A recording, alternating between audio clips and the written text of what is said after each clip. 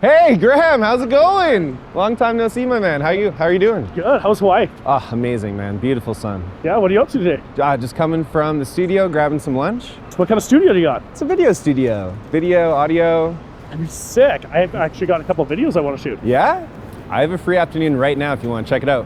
I'd love to. Let's go. Just around the corner. Yeah, let's go.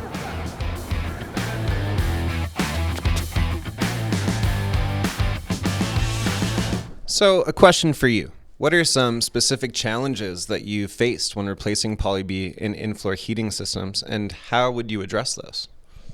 Yeah, absolutely. So one of the big challenges is in-floor heating systems, we usually have to drop ceilings down.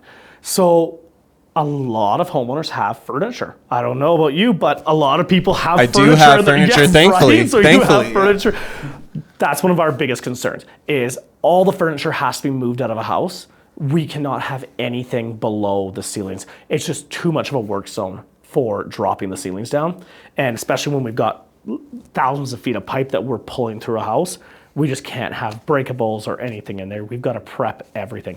So I would say the biggest challenge in replacing Poly B, furniture. Yeah, makes sense. Yeah, that's my number one. It is in the way, yeah. I'll let you know in a couple days if there's more that I would like to add to that, yeah. but furniture is my big one. Makes sense. Thank you. Yeah, no problem.